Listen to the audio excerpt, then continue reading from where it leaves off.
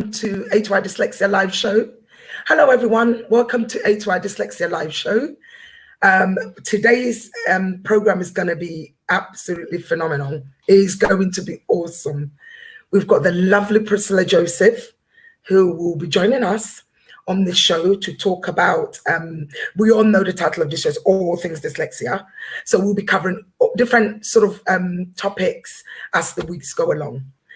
Welcome to our live show. You can now join us on Facebook, A2I Dyslexia Facebook page. You can also join us on YouTube. Please share, please comment, whatever you can do to make this show really engaging, do so for us, if that's okay. We've got the lovely Priscilla Joseph, who's joined us today to talk about knowing your strengths in the workplace. Before I move on, we've got the wrong title showing, but I'm sure we'll put the right one up. So the title of this program is, and I have to look at my notes, Dyslexia in the Workplace, Knowing Your Strengths.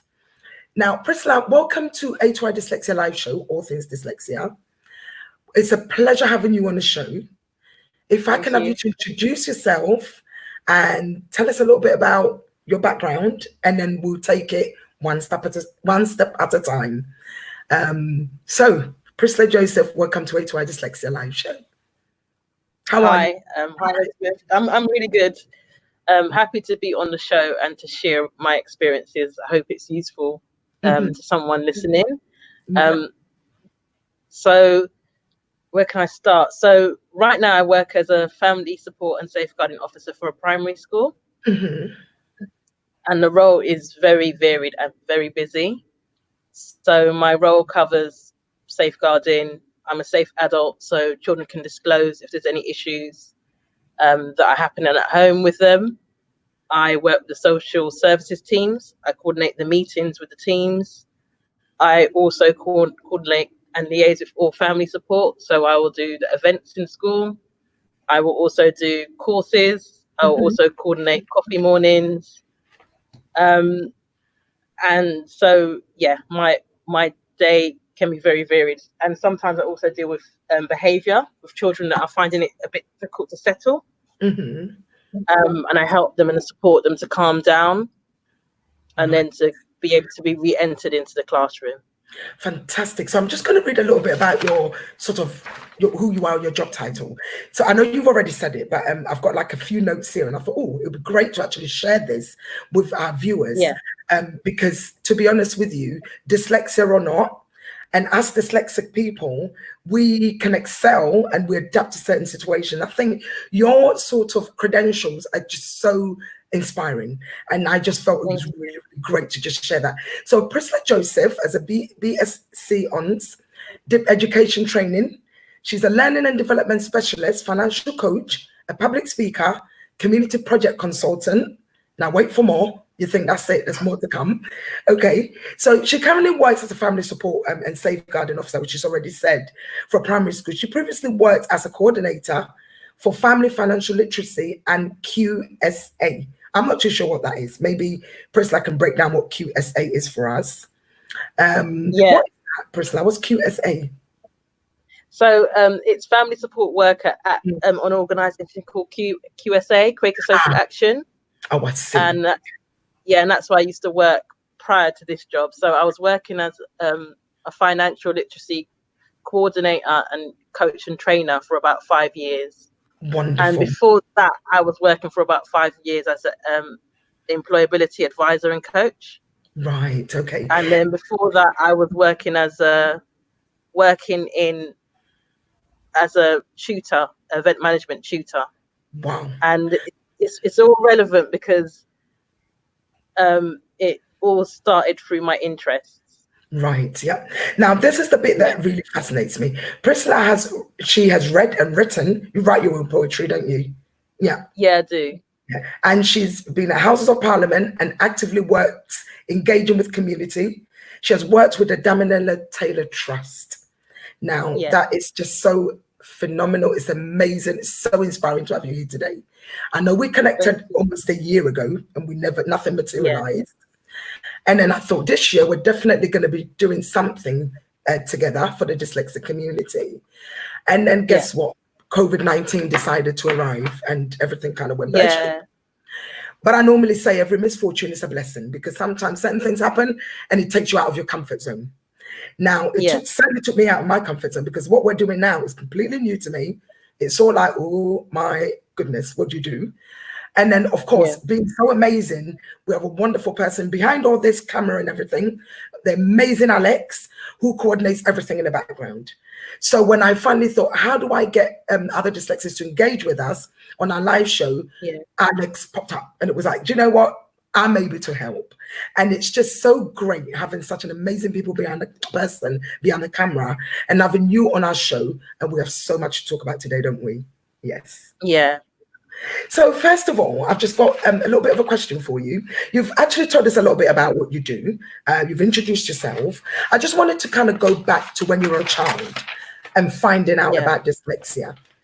How was that for you? Just give us a little bit of a background about your childhood. Well, I didn't find out until I was dyslexic till I was about 19. So so in primary school, I remember being kept outside of the class most of the time, a lot of the time, for talking and disrupting the class because I was talking, and getting in trouble for talking, and feeling like I still remember having to sit in the corner or stand outside of the class, and it's just it still makes me feel quite, it's not a nice feeling. And I think maybe that's why I'm so empathetic when I'm working with the children in the school, because you're excluded and you don't really understand why you're being excluded.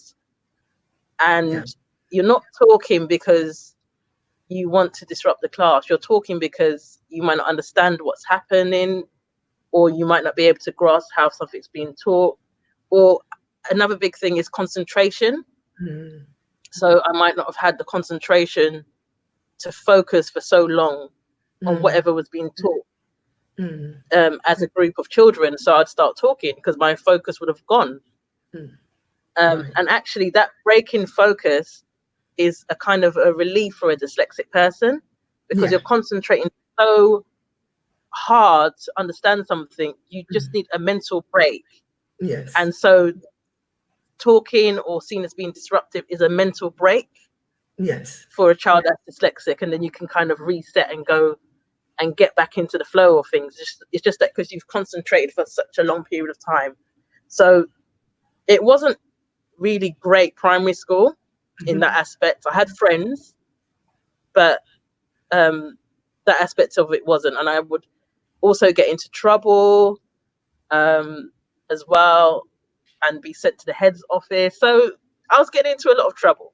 And then it carried on in secondary school, if I'm honest. I was put into a lot of the higher sets of classes, but I was never able to do well in the exam papers. So that was quite crushing for my confidence. So secondary school wasn't that great an experience academically either for me. So when you find out about dyslexia at the age of 19, what was your immediate reaction? What was the first thing you said to yourself? And what made you go for that particular dyslexia assessment? Tell us the process of that. The thing is, I would have never have gone for it if it wasn't for a teacher that actually took some real notice of me. I remember I was doing AS English, and she was saying to me, she doesn't understand how I can grasp all the concepts. I'm the first person to answer the questions.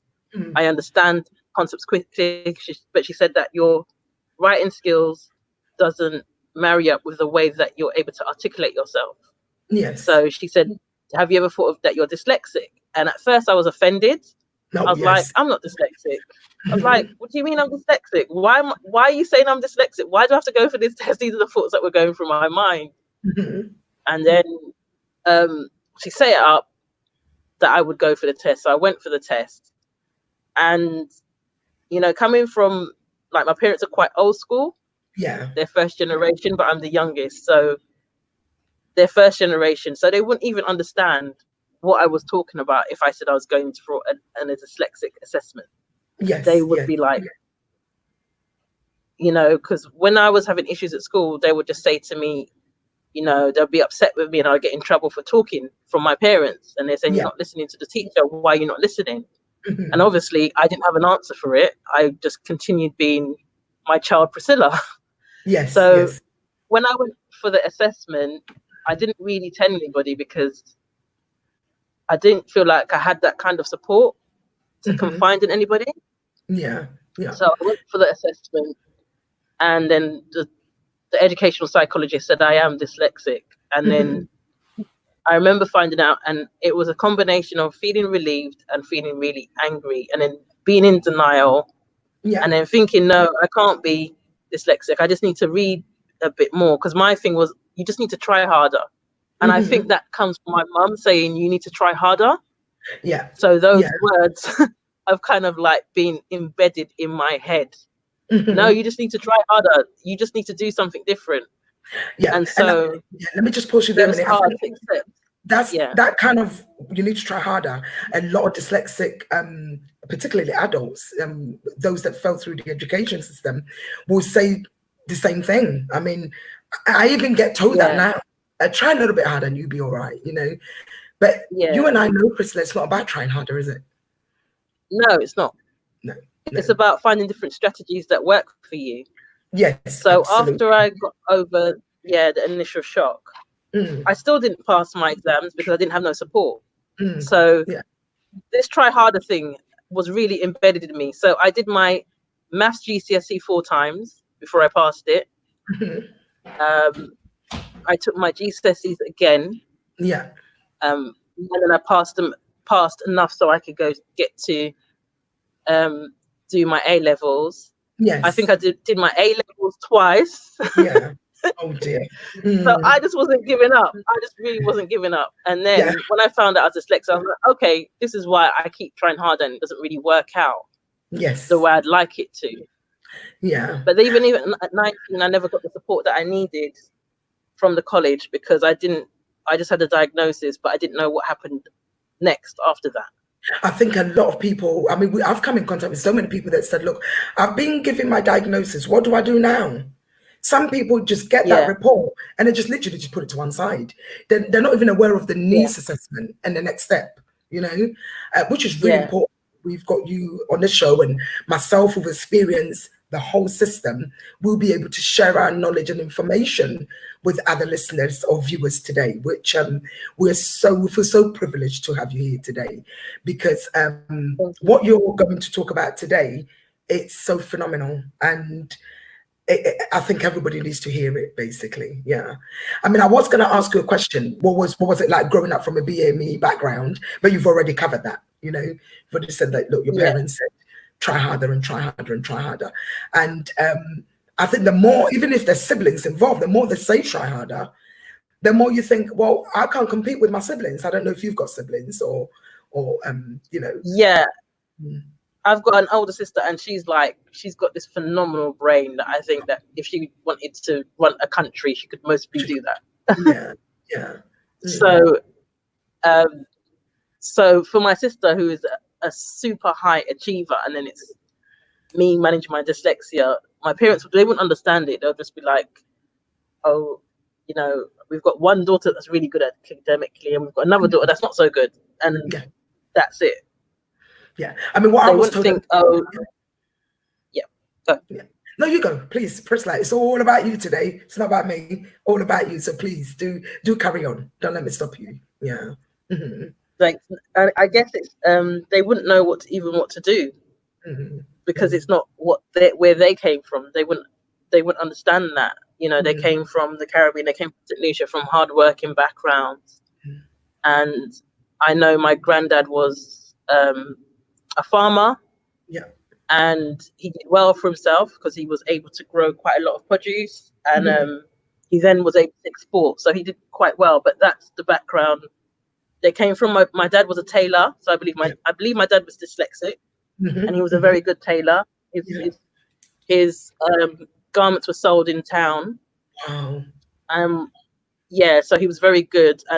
It was all practical. So my grandfather asked each one of my uncles what did they want to do, and then they had somebody that practically showed them how to do it. It wasn't really about being a great academic. Yes, it's about creativity, isn't it? And what you're able to do and do it really well. Yeah, that is Yeah. so fantastic. It's phenomenal. To share that story with us would actually lead us on to how you, once you were diagnosed with dyslexia, how did you feel moving on from there? What was the feeling for you? Thinking, my goodness, I have something called dyslexia. I don't have a clue what it is, but hey, what help is there? So from that point, how did you kind of progress in your education system? How was it like studying at university, for example? I think initially when I found it, I felt very angry. And then I went on to uni, and that was a challenge going to uni again. So I went into uni and I knew I was dyslexic and I knew I was meant to get some kind of support. And I think I might have been in maybe my second year or my first year. My first year, I remember speaking to the student union and saying, student support, and saying, I need support with my dyslexia. And they said, there's no one to support you. Yeah. So I think what I did is I then went and complained to the student union, and I kept a record of all my complaints. Yeah. Because I didn't have any dyslexic support within the university at the time. Mm-hmm.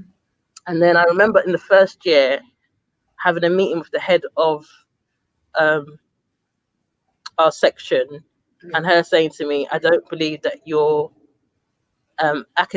academically intelligent enough to do this course. She didn't say it in those words, Yes, but that's what she meant. Yeah. Mm-hmm. So then I said, well, you haven't provided me with any support for my dyslexia. Mm-hmm. And I've been in this, and I've asked for it, and I've gone to the student union, and there's records, and I recorded every time I went to the student union, and then I started reading it off to them. Yeah. And then, because what happened, it was not only that I wasn't, they were saying I wasn't academically capable. She also said that I hadn't given in one of my course assignments, and I said, yes, I have given it in. And then when I started to go down that road of, I said to them, well, I'm going to go and contact the Citizens Advice Bureau, etc., etc. All of a sudden, my assignment turned up, and then I was allowed to go into the second year. So I think they kind of knew they didn't give me, they knew they didn't give me the support that I needed. But I'm the kind of person that will continue fighting. That, like I said, that try a bit harder has really been instilled absolutely in me. Absolutely. So, I think even for me, when I hear the word try a bit harder, I'm like, you know what, I'm going to go double the miles to be able to do this 100% better than what people expect. Yeah. Because the last thing you want as a dyslexic is to actually try and not get it right, I know with our first live show we did, and I was talking about sometimes I'll beat myself for not getting it right. But I would rather spend 4, 5, 6 hours to make that email perfect before it goes, because I don't want no one coming back to me to say you spelled dyslexia wrong or whatever reason it might be. So for that reason, I guess that's where the strengths, we utilize our strengths to the best of our ability, from what you were saying. The never give up attitude is the key. Many dyslexics. Wow. Is there anything else you'd like to add on to that, Priscilla, or was that all right for you, as in when you did find out about dyslexia? Going to uni was a nightmare for me. I cried all the way through university. I had my friends that didn't believe that I was dyslexic, because I was saying, can you read over my work and check? And they were like, saying, but I don't understand. Like, you understand everything. You don't seem like you need any help. Then I had the teachers not wanting to give me extra slides because they were saying they don't believe that I'm dyslexic. And I'm like, I am dyslexic. So it was really stressful.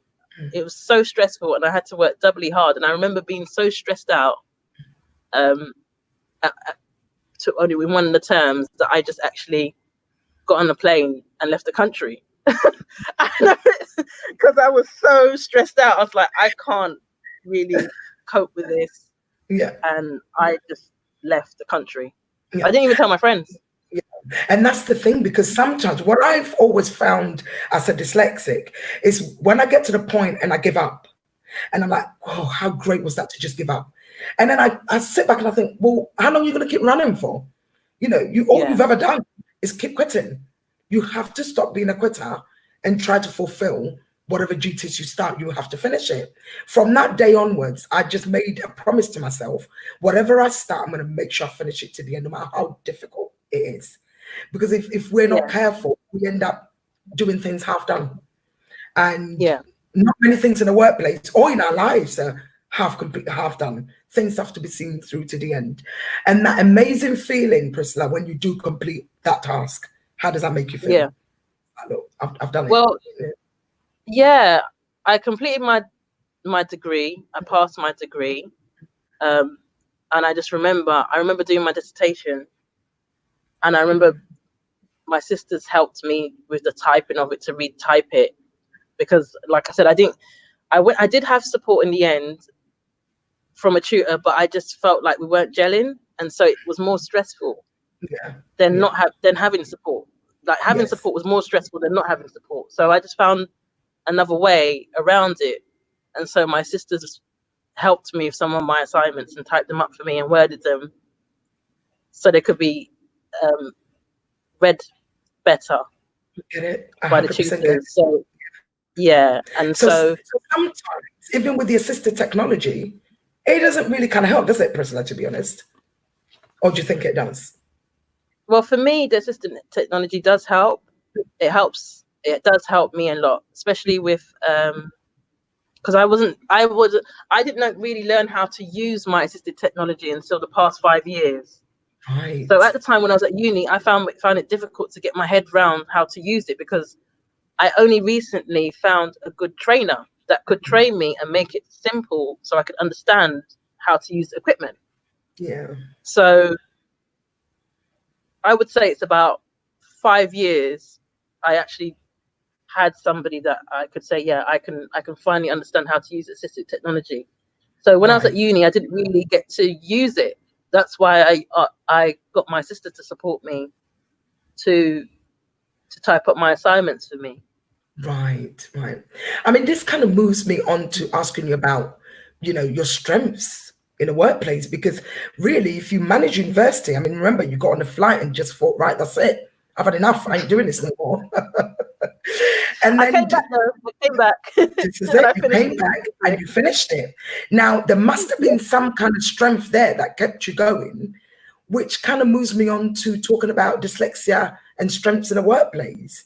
I mean, we've spoken a couple of times before this show, and some of the stuff and the amazing things you were talking to me about, I think your work being really supportive, understanding, knowing that, okay, we'll give you a little bit extra time to finish this. Not everybody gets that opportunity. I certainly know when I was working for the public sector, it was really difficult. I mean, no one had the time, basically. Yeah. So tell me a little bit more. Tell me a little bit about the strengths, your strengths as a dyslexic in the workplace. What's some of the strengths that you've got that you use to the best of your ability? You could give me 2 examples. Yeah. I'd say my problem-solving skills. Excellent. And my resourcefulness and my ability to build. I've given you 3 actually. Professional relationships with people. That's fine. 3 is fine. I was looking for 3 actually. But I thought, narrow it to 2, then might be all right. Yeah. So you talked about problem solving skills. Yeah. Give me an example of one of them, for example.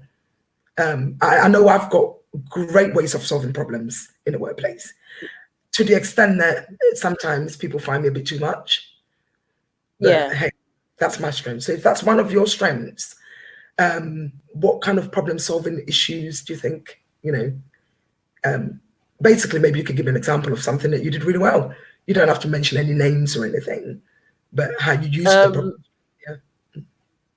Well, I'd say generally in meetings, I will be, especially when I was at my last workplace, which was Quaker Social Action, my manager would often ask me, ask me questions, because he would generally know that I would think of a solution that would be different from the rest of my team. Yeah.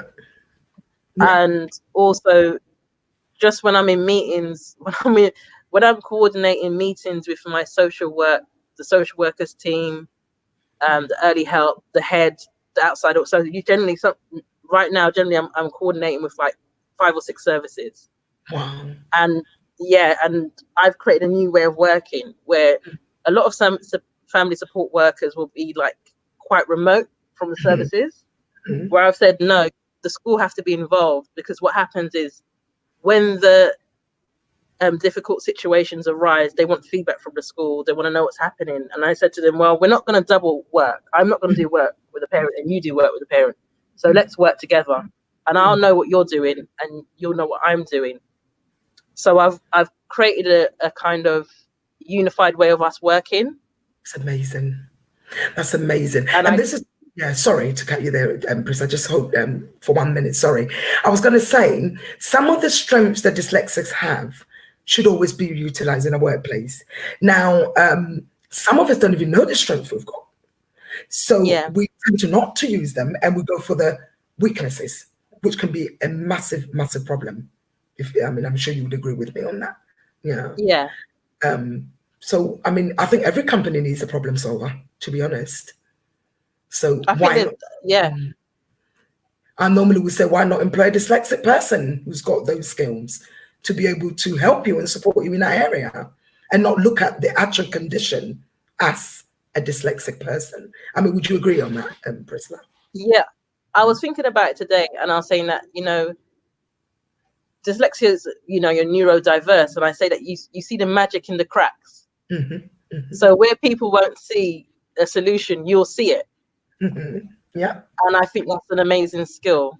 I also wanted to, and I don't know if you're going to ask me a question about this a bit later, about the support that I received from my organizations. And I don't think I would have been this confident as I am now if I didn't receive the support that I did. And especially from one of my managers, Simon, he was actually messaging me today, asking me questions, and I'm like, I'm fine.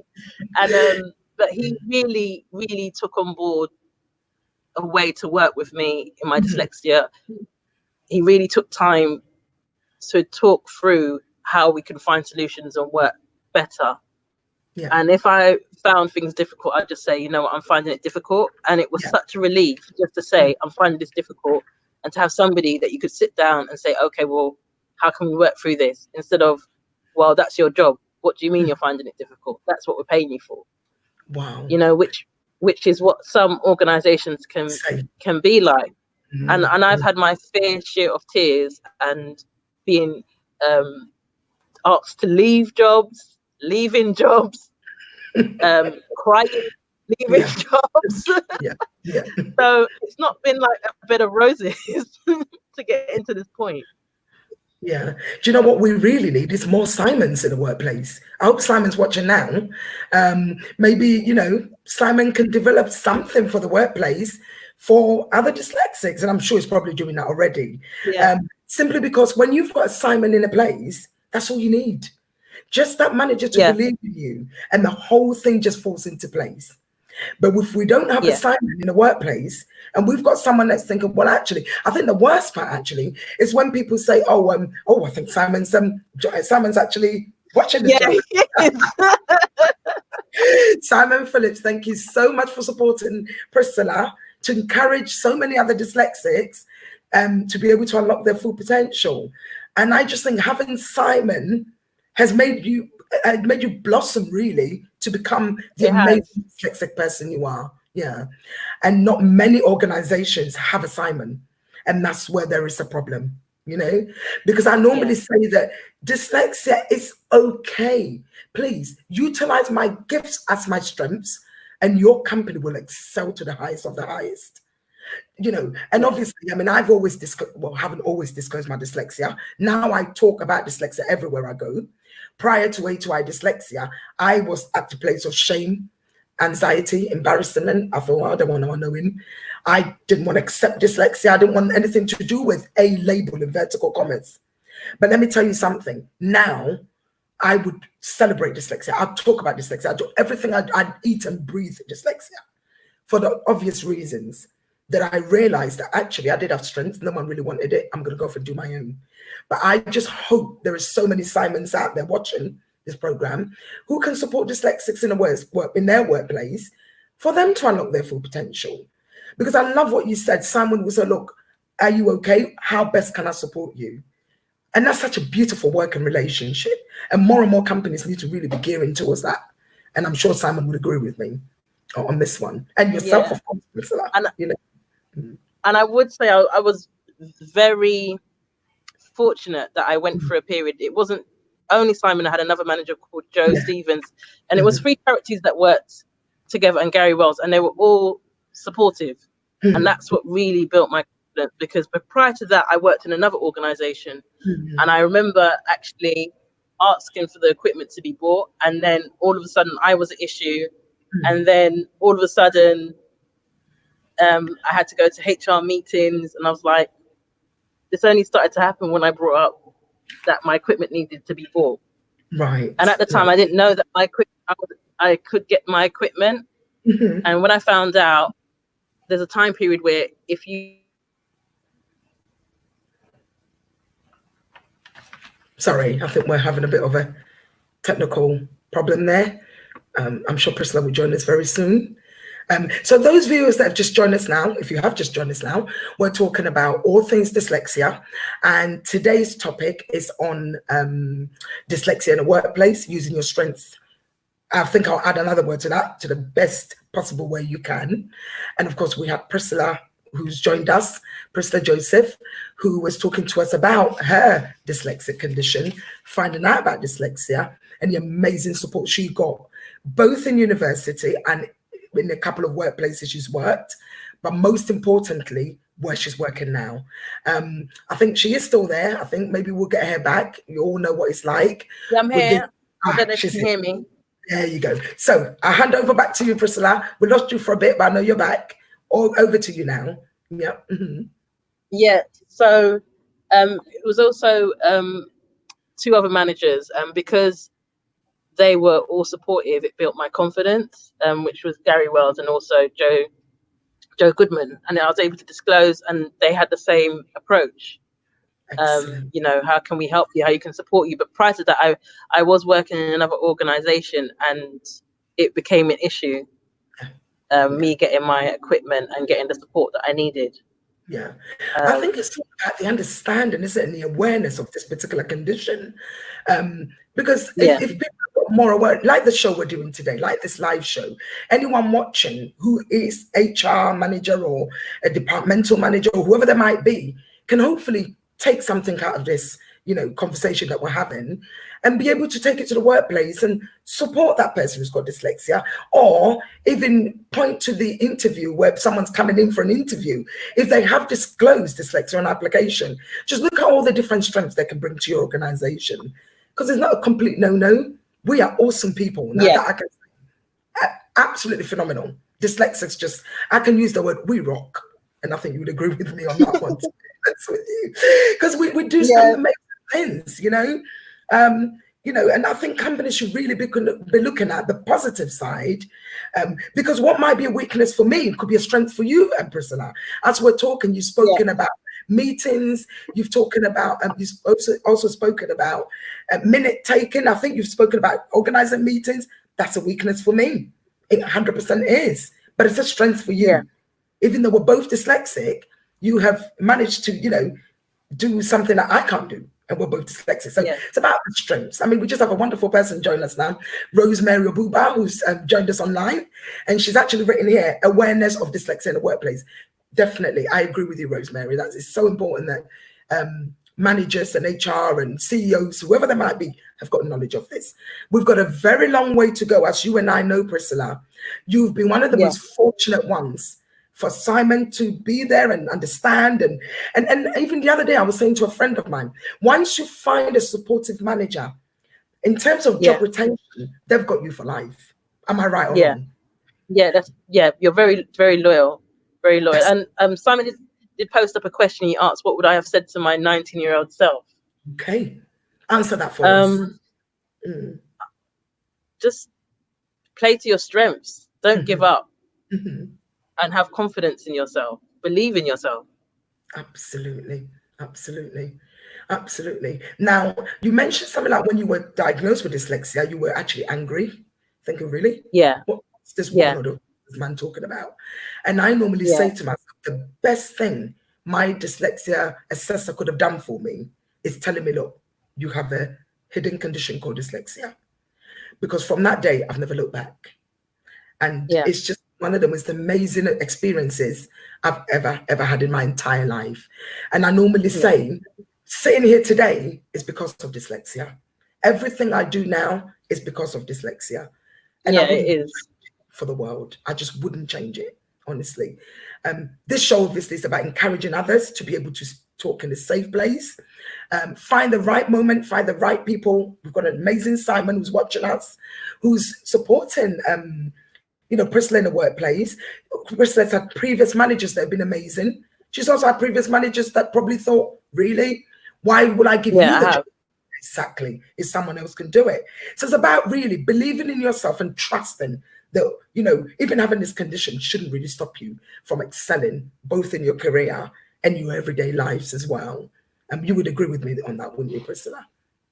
Yeah, and even it brings me back to, I was working in a pub. I was working and I took an extra job working in a pub, and I didn't read the rota properly, and they asked me to leave because I came in on the wrong shift.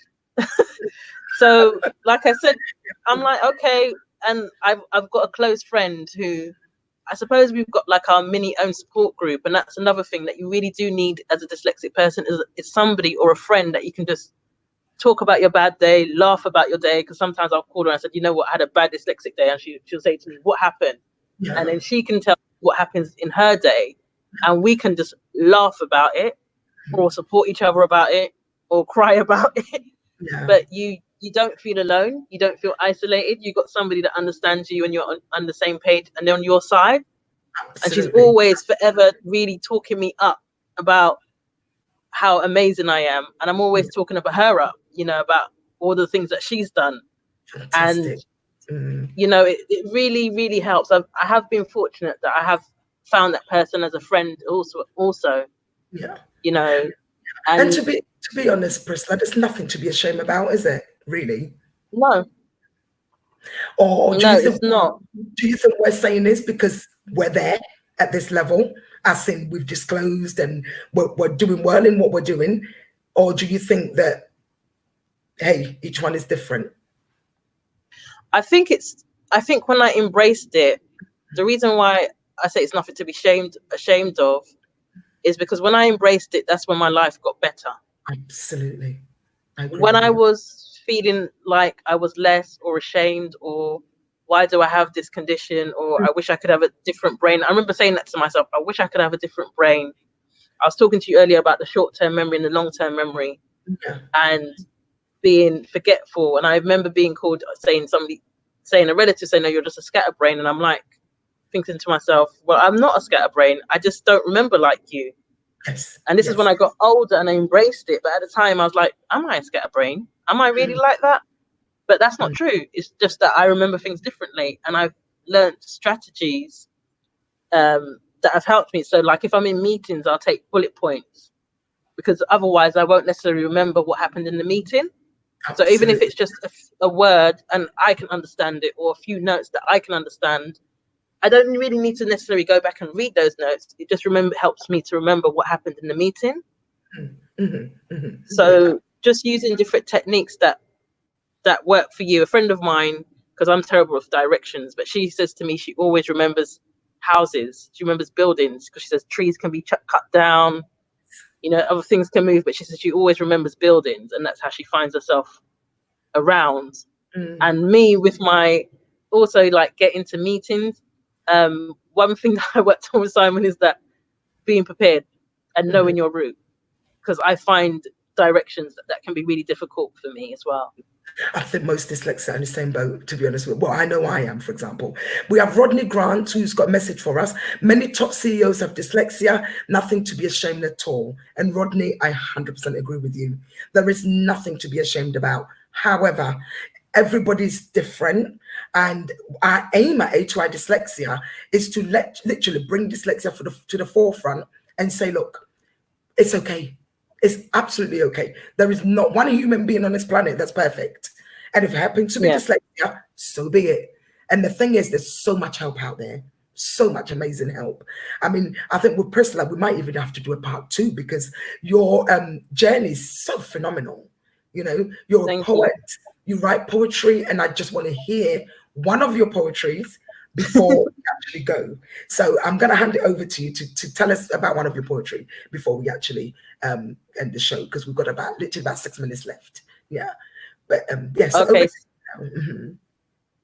So this is like one of my favorite poems, and it's inspired by a phrase my dad used to say to me, which is a strong wind will never blow you down. Mm-hmm. And he said that because I said, oh, I think I'm putting on weight, and he said, don't be silly, a strong wind will never blow you down. Mm-hmm.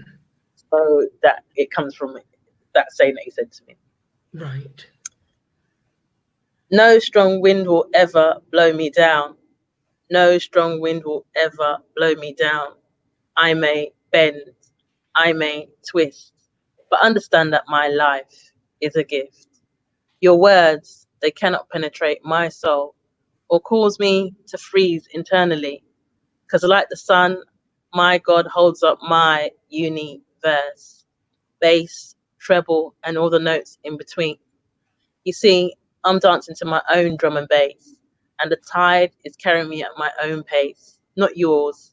So you can send your rains and your hurricanes, but you've got to understand that I'm going to remain unstained, glowing with my freedom flowing, just like the untapped reservoirs of oil before capitalism gets a grip. The riches I choose to sip, filling every vein, cell, and internal tissue. Please don't make your problems my issues, because I'm here enjoying me, enjoying my own beauty. But did I ever tell you that no strong wind will ever blow me down? No strong wind will ever blow me down. I may bend, I may twist, but understand that my life is a gift. Wow. That got me so emotional. I'm trying to hold it all together. I'm trying to hold it all together here, Priscilla. That is so overwhelming. It's just beautiful. Absolutely beautiful. That poetry you just read is my life from top to toe. And I'm really trying hard to hold the tears back, which I will do. Oh, that was so refreshing. And my life has been a twist, a bend, and all sorts. Dyslexia has played so many different roles in my life. When I was talking to you earlier, I did mention that at one point I just fell into one deep depression. I couldn't see hope. I couldn't see light under that tunnel. But you know what? Listening to your poetry this evening, and many more people who are listening, I hope would definitely take a leaf out of your book and see that there is hope out there, regardless of what happens. The only thing I wanted you to say is, what would you say to anyone who's watching the program right now in terms of dyslexia, strengths in the workplace? I'd say that it is difficult. You do have your low moments, but you do have your high moments. And it's like I said, you have the ability to see the magic in the cracks and to play to your strengths. When I was not playing to my strengths, that's when I was being asked to leave companies and it wasn't working for me. And when I didn't embrace my dyslexia, that's when I didn't try and find strategies to work with it. That's when it became harder for me.